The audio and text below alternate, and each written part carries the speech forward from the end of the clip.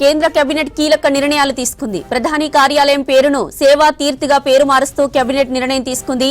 1.60 లక్షల కోట్ల ప్రాజెక్టులకు ఆమోదం తెలిపింది.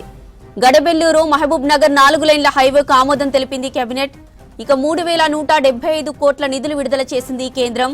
ఢిల్లీ అంబాల మధ్య 2 కొత్త రైల్వే లైన్ల నిర్మాణంతో పాటు 3 కొత్త ప్రాజెక్టులకు కేబినెట్ ఆమోదం తెలిపింది. కేంద్ర కేబినెట్ కీలక నిర్ణయాలు తీసుకుంది. ప్రధాని కార్యాలయం పేరును సేవా తీర్థిగా పేరు మారుస్తూ కేబినెట్ నిర్ణయం తీసుకుంది. 1.60 లక్షల కోట్ల ప్రాజెక్టులకు ఆమోదం తెలిపింది. గడబెల్లూరు మహబూబ్ నగర్ 4 లైన్ల హైవేకు ఆమోదం తెలిపింది కేబినెట్. ఇక 3175 కోట్ల నిధులు విడుదల చేసింది కేంద్రం. ఢిల్లీ అంబాల మధ్య 2 కొత్త రైల్వే లైన్ల నిర్మాణంతో పాటు 3 కొత్త ప్రాజెక్టులకు కేబినెట్ ఆమోదం తెలిపింది. రైటిక కేంద్ర కేబినెట్ నిర్ణయాలపై మరిన్ని డీటెయిల్స్ మదార్ అందిస్తారు. మదార్, కేబినెట్ డిసిషన్స్ ఏంటి?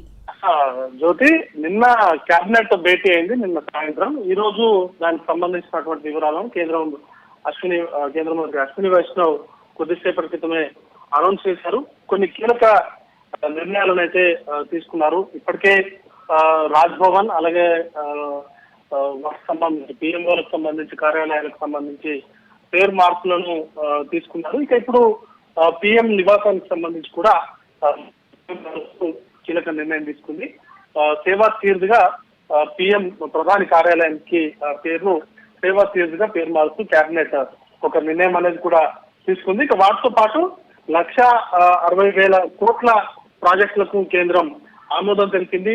మొత్తంగా 3 కొత్త రైల్వే లైన్లకు సంబంధించి కేబినెట్ అనేది కూడా నిర్ణయం తీసుకుంది.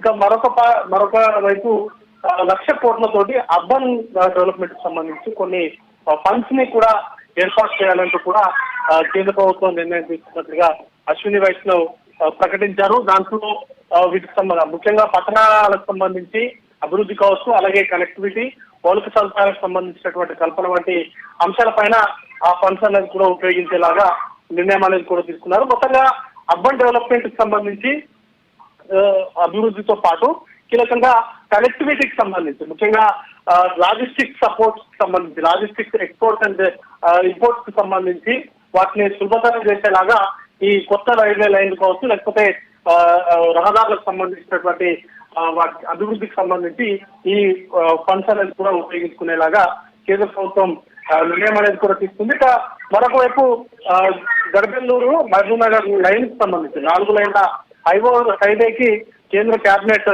ఆమోదం తెలిపింది. దీనికి సుమారు 3,175 కోట్ల రూపాయలని విడుదల చేశారు. ఇక ఢిల్లీ అంబాల మధ్య 2 కొత్త రైల్వే లైన్లతో నిర్మాణంతో పాటు మరొక కొత్త 3 ప్రాజెక్టులకి కేంద్ర కేబినెట్ అనేది కూడా ఆమోదం తెలిపింది. జ్యోతి.